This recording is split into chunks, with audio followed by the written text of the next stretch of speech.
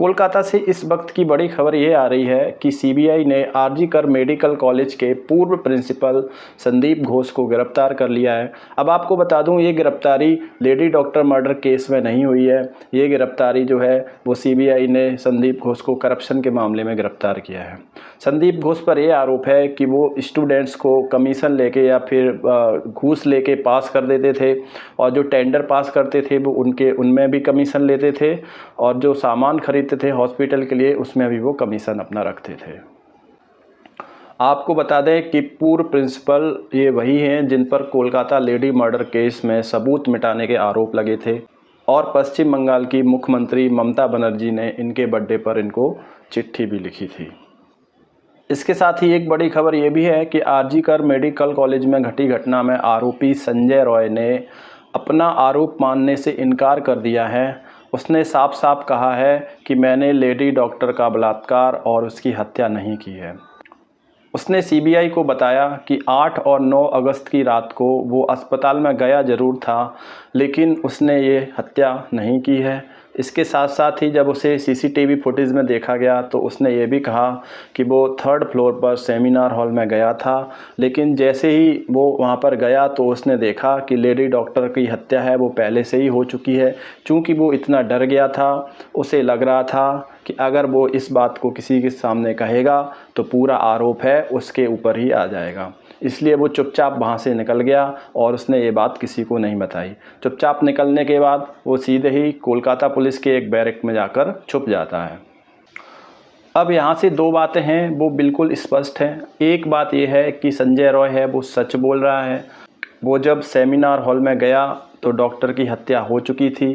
चूँकि वो इतना डर गया था कि अगर वो किसी को बताता तो आरोप उस पर ही सिद्ध हो जाता, तो शायद इस वजह से उसने ये सारी घटना किसी को नहीं बताई और चुपचाप जाके छिप गया।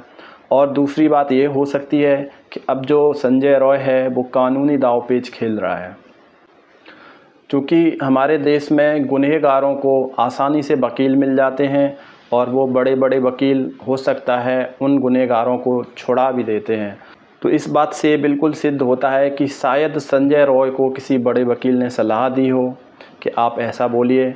जब आप ऐसा बोलेंगे तो इस बात को सिद्ध होने में बरसों निकल जाएंगे, और शायद ये बात सिद्ध भी ना हो पाए कि जो वहाँ पर मर्डर और रेप हुआ है वो किसने किया। अब चूँकि संजय रॉय की तरह ज़्यादातर आरोपी अपना आरोप मानने से इनकार कर देते हैं, तो ऐसे में सीबीआई के लिए सबूत जुटाना बहुत मुश्किल हो जाता है, और सबूतों के अभाव में ये प्रूव करना बहुत मुश्किल हो जाता है कि सच में आरोपी है वो कौन है, और जो आरोपी होता है वो बाइज्जत बरी हो जाता है। अब इस केस में ना ही पीड़ित डॉक्टर वो जीवित है और ना ही कोई इस घटना का चश्मदीद गवाह है। और अगर सीबीआई की बात माने तो सीबीआई के हिसाब से जो शुरुआती जांच में सबूत मिलते हैं वो वहाँ पर नहीं मिले, क्योंकि सबूतों के साथ वहाँ पर बहुत ही छेड़छाड़ की गई थी। अब सीबीआई के पास सबूत के तौर पर केवल फॉरेंसिक रिपोर्ट, संजय रॉय के मोबाइल की लोकेशन और सीसीटीवी का एक फुटेज है, जिसको आरोपी संजय रॉय खुद स्वीकार कर रहा है कि हाँ, मैं 8 और 9 तारीख की रात को आरजी कर मेडिकल कॉलेज में गया था। आरोपी संजय रॉय का कहना है कि मैं तो गया था हॉस्पिटल में, और मैं सेमिनार हॉल में भी गया था। जब मैं सेमिनार हॉल में गया तो मैंने डॉक्टर की केवल लाश देखी, जिसको मैं देख के बहुत डर गया था, और मैं सीधा ही वहाँ से डर की वजह से भाग गया। अब हो सकता है इस केस में बरसों बीत जाएं न्याय मिलते मिलते, क्योंकि हमारे देश की कुछ राजनीति ही ऐसी है जो अक्सर लोगों को भ्रमित रखना चाहती है। वो नहीं चाहती है कि जल्दी लोगों को न्याय मिले। ऐसी ही राजनीतिक घटनाएं हमारे देश में घटती रहती हैं। कुछ दिन पहले ही ममता बनर्जी ने ये बयान दिया है कि आगामी विधानसभा सत्र जो कि 3 सितंबर को होगा, उसमें वो एक ऐसा बिल पारित करवाएंगी जिसमें कि रेप के आरोपी को 10 दिन के अंदर ही फांसी की सज़ा हो जाए। अब सोचने वाली बात यह है कि जो ये घटना घटी है कोलकाता में, वो भी ममता बनर्जी के राज्य में ही घटी है, और इस घटना की एफआईआर लिखने में कोलकाता पुलिस ने 18 घंटे का समय लिया है। जिस राज्य में एफआईआर लिखने में 18 घंटे का समय लगे, वो राज्य आरोपी को 10 दिन के अंदर फांसी दिलाने की बात कर रहा है। हमारे देश का संविधान दुनिया का सबसे बड़ा लिखित संविधान है। हमारे संविधान में 6 मौलिक अधिकार दिए गए हैं, जिनमें एक अधिकार है शोषण के विरुद्ध अधिकार।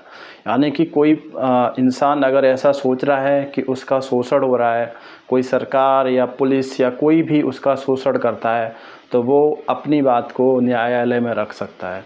लेकिन न्यायालय क्या करेगा? जब सबूत ही नहीं होंगे, जब वो सबूत नहीं दिखा पाएगा न्यायालय को, तो उसको अधिकार कैसे मिलेंगे?